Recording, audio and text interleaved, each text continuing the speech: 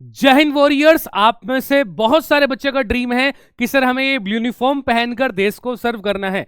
तो इस यूनिफॉर्म को पहनने का one of the best way है एफकेट एग्जाम के थ्रू। तो आज के इस पर्टिकुलर सेशन में अपन डिस्कस करेंगे ऑल अबाउट एफकेट एग्जाम। एफकेट एग्जाम के लिए कौन कौन बच्चे यहाँ पे एलिजिबल रहते हैं, एज लिमिट का क्राइटेरिया जो है क्या रहता है, एजुकेशन वाइज क्वालिफिकेशन क्या नीडेड है, एंड कंप्लीट सिलेक्शन प्रोसेस इस पर्टिकुलर वीडियो में डिटेल में अपन डिस्कस करने वाले हैं। तो चलिए फिर शुरू करते हैं। गाइस देखिए, सबसे पहले बात करें एफकेट एग्जाम के लिए एलिजिबिलिटी की, तो नेशनलिटी आपकी इंडियन होनी चाहिए। मैन एंड वुमेन दोनों कैंडिडेट्स एलिजिबल हैं, बट नेशनलिटी आपकी इंडियन होनी चाहिए। एंड मैरिटल स्टेटस की बात करें तो candidates must be unmarried at the time of commitment of course and marriage is not permitted during training. तो जब आप ज्वाइन कर रहे हैं उस टाइम अनमैरिड ही यहाँ पे basically man and women candidates eligible हैं, और ट्रेनिंग तक आप जो है शादी नहीं कर सकते हैं। आगे बात कीजिएगा इस सिलेक्शन प्रोसेस की, तो देखिए एफकेट एग्जाम के लिए सबसे पहले आपके फॉर्म फिल आना, फॉर्म आउट होता है, नोटिफिकेशन आता है, फिर अपना फॉर्म फिल करते हैं। उसके बाद में आपका सबसे पहले होता है रिटन एग्जाम, जिसको एफकेट एग्जाम के नाम से भी जानते हैं। फिर रिटन एग्जाम जो बच्चे पास करते हैं उनके लिए फिर बाद में होता है आपका AFSB interview. AFSB interview clear करने के बाद में दैट इज फिर आता है आपका मेडिकल एग्जामिनेशन, एंड फिर फाइनली आपकी आती है फाइनल मेरिट लिस्ट, और फिर जो है आप अपनी ड्रीम एकेडमी एएफए ज्वाइन करते हैं।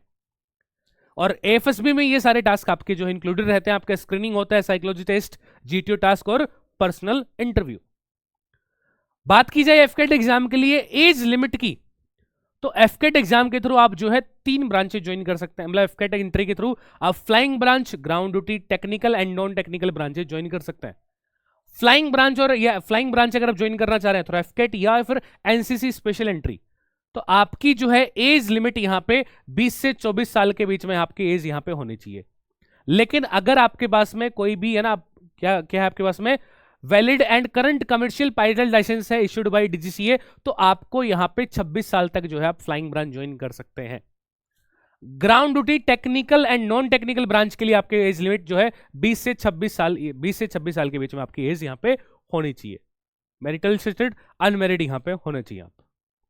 एजुकेशन वाइज क्वालिफिकेशन की बात कीजिए तो फ्लाइंग ब्रांच अगर आप ज्वाइन करना चाहते हैं एफकेट एंट्री के थ्रू, तो आपने जो है बेसिकली 12th पास किया हो, minimum 50% in each maths and physics, यानी 12th में मैथ्स एंड फिजिक्स कंपलसरी है, और 50% मार्क्स हर एक में होने चाहिए 10+2 लेवल पे। साथ ही साथ graduation with minimum 3 years degree course in any discipline from a recognised university with a minimum 60% marks और इक्विवेलेंट, है ना। उसके अलावा आपने 3 ईयर का कोई कोर्स किया हो, किसी ग्रेजुएशन की हो, उसमें भी 60% मार्क्स या तो ये हो, या फिर आपने बी या बीटेक डिग्री हो आपकी 4 years कोर्स की किसी भी यूनिवर्सिटी से, लेकिन उसमें भी मिनिमम 60% मार्क्स आपके होने चाहिए अगर आप फ्लाइंग ब्रांच ज्वाइन करना चाहते हैं। यानी 12th में मैथ फिजिक्स कंपलसरी 50% नंबर, और ग्रेजुएशन आपने की है 3 years डिग्री कोर्स है तो 60%, और बी बीटेक किया तो भी 60% आपके होने चाहिए। तो आप जो है फ्लाइंग ब्रांच के लिए यहां पे एलिजिबल हैं। बात कीजिए ग्राउंड ड्यूटी टेक्निकल ब्रांच की, तो ग्राउंड ड्यूटी टेक्निकल ब्रांच के लिए अगेन मिनिमम 50% मार्क्स आपके होने चाहिए फिजिक्स एंड मैथमेटिक्स में eight 10+2 level.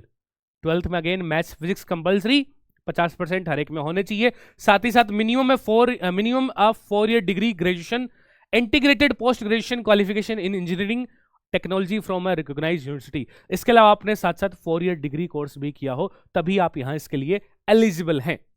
Ground duty non technical branch की अगर मैं बात करूं तो 10+2 आपने किया हो किसी भी स्ट्रीम से, एंड ग्रेजुएशन डिग्री आपकी होनी चाहिए मिनिमम 3 years डिग्री कोर्स किसी भी डिसिप्लिन से, मिनिमम 60% होने चाहिए, या फिर बी बीटेक आपने किया हो 4 year के डिग्री कोर्स, वहां भी मिनिमम 60% यहां पे आपके मार्क्स होने चाहिए ground duty non technical branch के लिए।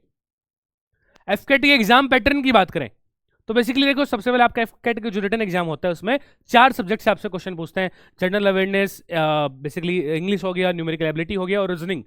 यहां से आपको क्वेश्चन देखने को मिलते हैं। 2 घंटे का आपका एग्जाम होता है, 100 क्वेश्चन आपको पेपर में देखने को मिलते हैं, और 300 यहां पे मैक्सिमम मार्क्स होते हैं एफकेट एग्जाम में। जैसे सिलेबस की बात करें तो इंग्लिश में कंप्लीट इस सिलेबस से आपसे जो क्वेश्चन देखने को मिलते हैं, इसमें आपके complete grammar, vocabulary and reading से 30 क्वेश्चन इंग्लिश के जो है एफकेट के पेपर में आपको देखने को जो है मिलते हैं।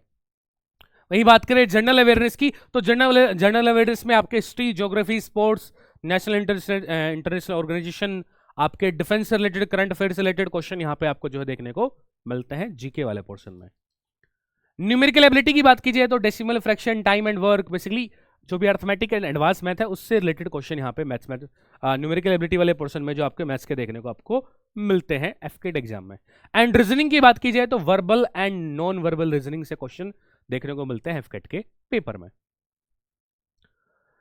अब बात करें एफकेट के थ्रू आप कौन कौन से डिपार्टमेंट में जा सकते हैं। जैसे मैंने बताया एफकेट के थ्रू आप जो है flying branch, ground duty technical and ground duty non technical तीनों ही ब्रांचेस ज्वाइन कर सकते हैं। अगर आप फ्लाई ब्रांच के लिए जाते हैं तो आपके पास में हेलीकॉप्टर, फाइटर या ट्रांसपोर्ट के लिए ट्रांसपोर्ट डिपार्टमेंट में जा सकते हैं। ग्राउंड ड्यूटी टेक्निकल में आप मैकेनिकल या इलेक्ट्रिकल ब्रांचेस ज्वाइन कर सकते हैं। ग्राउंड ड्यूटी नॉन टेक्निकल की बात की जाए तो उसमें administration, logistic, education, metrology, accounts, ये सारे डिपार्टमेंट्स आप जो है ज्वाइन कर सकते हैं। अब अगली बात करते हैं एफकेट का जो अगला एग्जाम आने वाला है, दैट इज एफकेट 2 2026, जिसका नोटिफिकेशन मोस्ट प्रोबेबली आपके पास में मई या जून 2026 में आ जाएगा। एंड एग्जाम जो है उसका वो मोस्ट प्रोबेबली एक्सपेक्टेड है कि आपका एग्जाम जुलाई या अगस्त 2026 में हो जाएगा। तो आपके पास में अच्छा खासा टाइम है। तो इस टाइम को बढ़िया तरीके से अगर आप यूटिलाइज करना चाहते हैं, अच्छे लेवल पे एफकेट की तैयारी करना चाहते हैं, सारे कॉन्सेप्ट क्लियर करना चाहते हैं with practice question, with mock, अपने सारे डाउट क्लियर करना चाहते हैं, 0 to हीरो वाली तैयारी अगर करना चाह रहे हैं, बेसिक टू एडवांस लेवल तक, मतलब जितना आपके एफकेट एग्जाम में चीजें पूछी जा सकती हैं, बढ़िया तरीके से एफकेट के एग्जाम को तुम अगर फ्लाइंग कलर्स के साथ में पास करना चाहते हो तो उसके लिए तुम्हारे पास में एफकेट 2 गरुड़ 2026 बैच लॉन्च हो चुका है। इसमें आप जुड़ सकते हैं, पीडब्ल्यू ऐप पे ये बैच अवेलेबल है, वहां पे जाके आप इसमें एनरोल कर सकते हैं। क्लासेस आपकी लाइव है, आपको सारे जो भी सब्जेक्ट हैं सबकी क्लासेस आपको मिलने वाली हैं, और उनके क्लासेस तो मिलेंगे, साथ साथ वो क्लासेस बाद में आपके पास में रिकॉर्डेड भी अवेलेबल रहती हैं, पीडीएफ उसकी मिलेगी, आपको मॉक टेस्ट मिलेंगे, डीपीपी मिलेगी, है ना, करंट अफेयर मैगजीन वगैरह सारी चीजें जो रिक्वायर्ड है वो A to Z चीजें इस बैच में जो है मिलने वाली हैं।